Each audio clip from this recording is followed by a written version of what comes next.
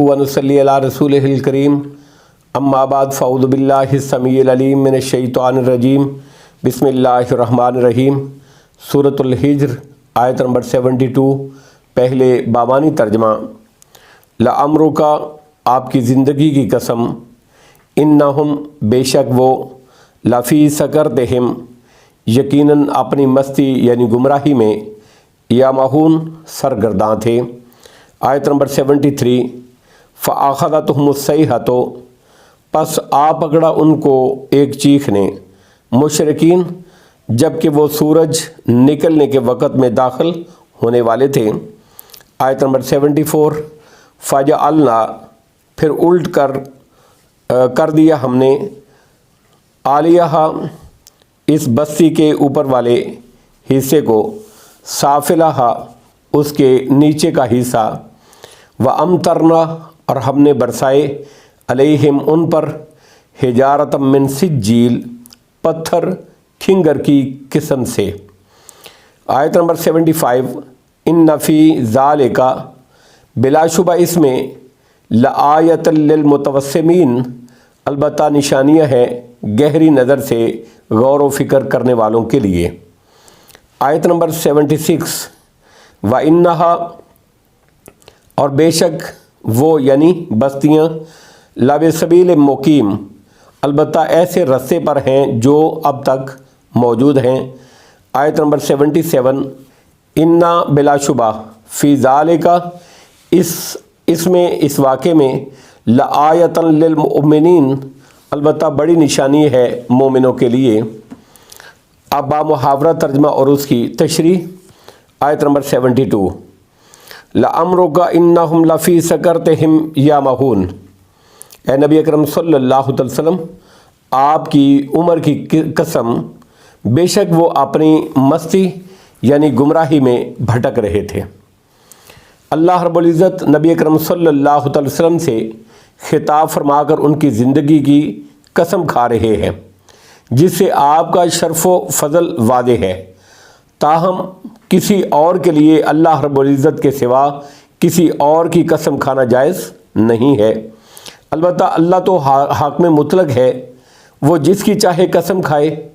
اللہ رب العزت فرماتے ہیں کہ جس طرح شراب کے نشے میں دھوتے انسان کی عقل معاف ہو جاتی ہے، اسی طرح یہ اپنی بدمستی اور گمراہی میں اتنے سرگرداں تھے کہ لوط علیہ السلام کی معقول بات کی طرف انہوں نے ذرا بھی توجہ نہیں دی۔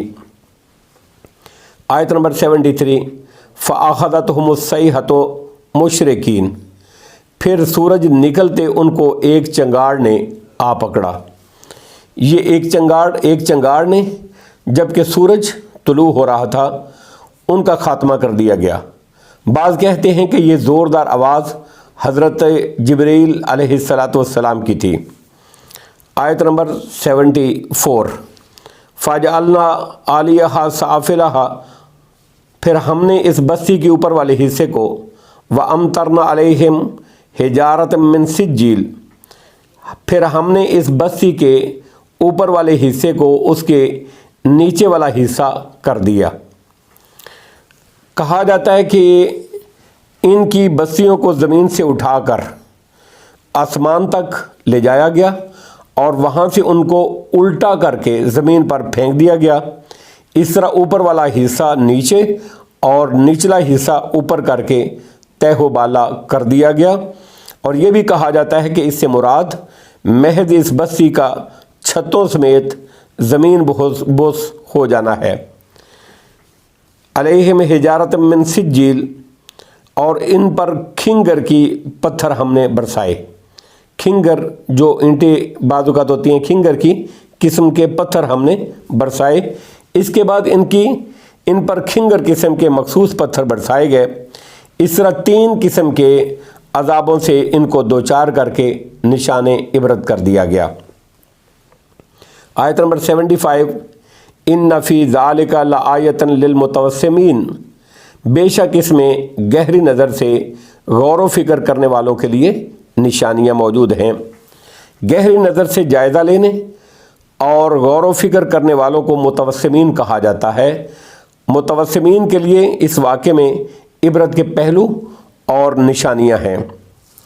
آیت نمبر 76 وَإِنَّهَا لَبِسَبِيلٍ مُقِيمٍ، اور بے شک وہ بستی سیدھی رستے پر موجود ہے، سیدھی راہ پر موجود ہے۔ مراد شہر عام ہے، یعنی قوم لوط کی بستیاں مدینے سے شام کو جاتے ہوئے رستے میں پڑتی ہیں۔ اس رستے پر آنے جانے والوں کو انہی بستیوں سے گزر کر جانا پڑتا ہے۔